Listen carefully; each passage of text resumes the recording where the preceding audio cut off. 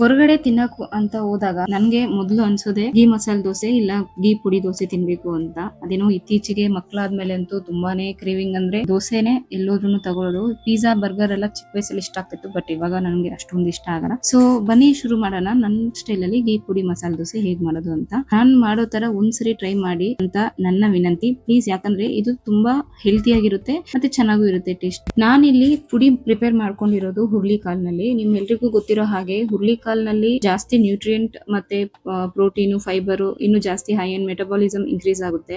ಈ weight loss ಮಾಡೋರ್ಗಂತೂ ಇದು ಯಾವಾಗೂನು weekly twice rice ತಗೊಂಡ್ರೆ ತುಂಬಾ ಹೆಲ್ಪ್ಫುಲ್ ಆಗುತ್ತೆ. ಪುಡಿ ಹೇಗ್ ಮಾಡೋದು ಅಂದ್ರೆ ಮೊದಲಿಗೆ ಹುರ್ಲಿ ಕಾಲ್ ಒಂದು ಬೌಲ್ ಅಷ್ಟು ನಿಮ್ಗೆ ಎಷ್ಟು ಬೇಕೋ ಕ್ವಾಂಟಿಟಿ ಅಷ್ಟು ಹಾಕೊಳ್ಳಿ. ಬ್ಯಾಡಗೆ ಮೆಣಸಿನಕಾಯಿ ಇಲ್ಲ ಗುಂಟೂರು ಮೆಣಸಿನಕಾಯಿ ಮತ್ತೆ ಈ ಕಲ್ಲುಪ್ಪು ಇರುತ್ತಲ್ಲ ಅದನ್ನ ಹಾಕೋಬೇಕು. ಜೀರಿಗೆ ಗಾರ್ಲಿಕ್ ಇನ್ನೆಲ್ಲ ಚೆನ್ನಾಗಿ ಹಾಕಿ ಹುರ್ಕೊಂಡು ಡ್ರೈ ರೋಸ್ಟ್ ಮಾಡ್ಕೊಂಡು ಹರಿಸಿ ಪೌಡರ್ ಮಾಡಿ ಇಟ್ಕೊಳ್ಳಿ. ನಿಮ್ಗೆ ಇನ್ನೂ ಡೀಟೇಲ್ ಆಗಿ ಬೇಕಂದ್ರೆ ಹೇಳಿ, ನೆಕ್ಸ್ಟ್ ಟೈಮ್ ಮಾಡೋಣ. ಈ ಮಿನಿ ವ್ಲಾಗ್ ನಿಮ್ಗೆ ಹೆಲ್ಪ್ಫುಲ್ ಆಗಿರುತ್ತೆ ಅಂತ